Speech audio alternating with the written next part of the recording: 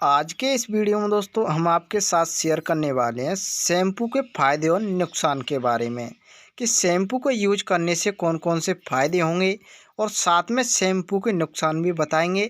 इसको यूज करने से कौन कौन से नुकसान होते हैं। तो चलिए दोस्तों जान लेते हैं शैम्पू के फ़ायदे के बारे में।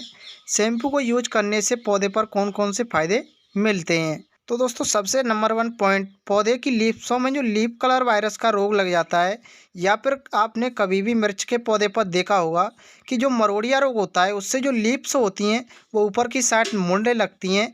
इसी प्रकार से किसी भी पौधे पर इस बीमारी का अटैक होता है तो उसे जड़ से ख़त्म कर देता है और साथ में जो फल होते हैं उन्हें काफ़ी चमकदार बनाता है और पौधे की जो ग्रोथ होती है वो काफ़ी फास्ट होने लगती है। तो चलिए दोस्तों बात करते हैं शैम्पू को यूज करने से कौन कौन से नुकसान हो सकते हैं। तो दोस्तों शैम्पू के साथ में आप कोई भी केमिकल वगैरह या फिर कोई भी ऐसी चीज़ ऐड करते हैं जिससे शैम्पू के फर्टिलाइजर की जगह जहरीला पदार्थ बन जाए, अगर आप उसे मतलब पौधे में यूज करेंगे तो पौधा जो है धीरे धीरे करके सूखने लगेगा या फिर आपके पौधे की जो रूट्स हैं उनमें फंगस लगना शुरू हो जाएगा और पौधा जो है सूख जाएगा। दोस्तों शैम्पू के साथ में इसलिए आपको कोई भी केमिकल वगैरह या फिर कोई ऐसी चीज़ ऐड नहीं करनी है जिससे जहरीला पदार्थ बन करके तैयार हो जाए।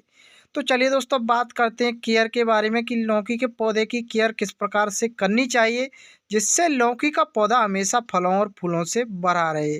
तो जैसा कि दोस्तों आप सामने देख सकते हैं हमारा जो लौकी का पौधा है उसकी जो ग्रोथ हो रही है उनमें से जो लीव्स निकली हुई हैं यानी कि पत्ते निकले हुए हैं उन्हीं की जगह पे से छोटे छोटे फल निकलना भी शुरू हो चुके हैं जैसा कि आप सामने देख सकती हैं।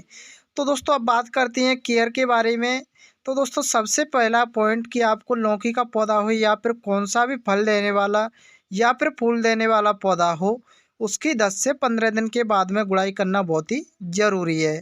क्योंकि दोस्तों गुड़ाई नहीं करेंगे तो आपके पौधे में जो है घास वगैरह निकल आता है और बेकार में पौधे की जो सॉइल है उसमें से पोषक तत्वों को ग्रहण करता रहता है और पौधे में पोषक तत्वों की कमी होने के कारण से पौधे पर फल फूल नहीं आते हैं और आप लोग सोचते हैं कि हमारा जो लौकी का पौधा है ये उस पर फल ही नहीं आ रहे हैं या फिर फूल ही नहीं आ रहे हैं।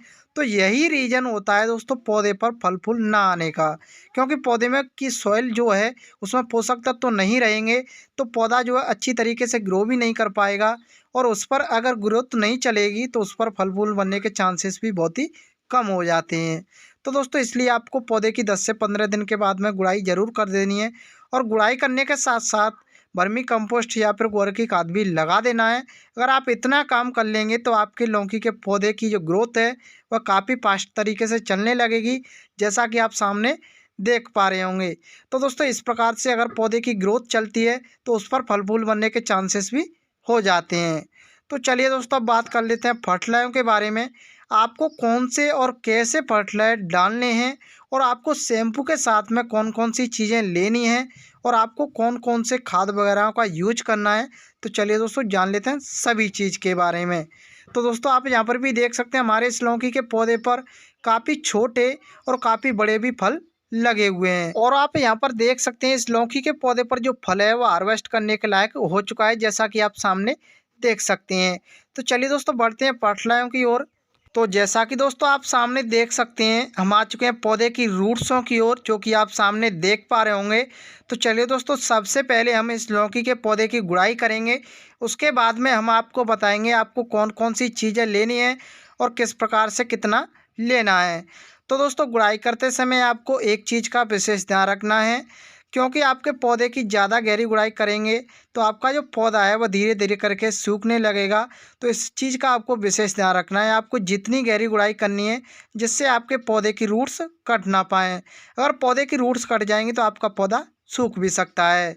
तो जैसा कि आप सामने देख सकते हैं हमने यहाँ पर इस लौकी के पौधे की जो गुड़ाई है वो करके रेडी कर लिया है। चलिए दोस्तों अब बात कर लेते हैं खाद और फर्टिलाइजरों के बारे में। तो जैसा कि दोस्तों आप सामने देख सकते हैं हमने यहाँ पर एक खाली बर्तन लेकर के रेडी कर लिया है और साथ में हमने जो चीज़ें ली हुई हैं वह भी हम आपको दिखा देते हैं। तो दोस्तों आप सामने देख पा रहे होंगे ये हमने चाय की पत्ती ले रखी है। चाय की पत्ती मैंने यहाँ पर बिल्कुल फ्रेश ली हुई है। अगर आप उबली हुई चाय की पत्ती का यूज करते हैं तो उसका जो रिजल्ट है वो बहुत ही कम देखने के लिए मिलता है। तो दोस्तों मैंने यहाँ पर चाय की पत्ती को 10 ग्राम के लगभग ले करके और खाली बर्तन में डाल करके तैयार कर दिया है और दोस्तों हमने यहाँ पर दूसरी चीज़ ले रखी है, ये हमने शैम्पू लिया हुआ है। शैम्पू को भी दोस्तों मैंने यहाँ पर एक शैम्पू ले रखा है, क्योंकि दोस्तों हमें इसमें 1 से 1.5 लीटर के लगभग ही पानी यूज करेंगे, इसलिए हमने यहाँ पर एक शैम्पू लिया हुआ है। अगर दोस्तों आप 1.5 लीटर से ज़्यादा पानी यूज कर रहे हैं तो आपको शैम्पू को बढ़ाना पड़ेगा। तो चलिए दोस्तों हम इसमें पानी भी डाल लेते हैं। तो जैसा कि दोस्तों आप सामने देख सकते हैं, मैंने यहाँ पर इसमें पानी भी डाल करके तैयार कर दिया है, जो कि आप सामने देख पा रहे होंगे। तो दोस्तों इतना काम करने के बाद में आपको इसे अच्छी तरीके से हाथ की सहायता से या फिर किसी भी चीज़ की सहायता से घोल लेना है, यानी कि मिक्स कर देना है। तो दोस्तों हमारा जो फर्टिलाइज़र है यहाँ पर पूरी तरीके से बन करके रेडी हो चुका है। तो चलिए दोस्तों अब मैं इसे अच्छी तरीके से पौधे में यूज कर लेता हूँ। तो जैसा कि दोस्तों आप सामने देख पा रहे होंगे, मैंने यहाँ पर इस लौकी के पौधे की जो गुड़ाई की हुई थी उसमें चारों तरफ डाल करके तैयार कर दिया है, जो कि आप सामने देख सकती हैं। तो दोस्तों आप इतना काम कर लेते हैं तो आपका भी लौकी का पौधा इसी प्रकार से फलों और फूलों से भर जाएगा। तो चलिए दोस्तों फिर मिलते हैं किसी नए टॉपिक के साथ, तब तक के लिए थैंक यू।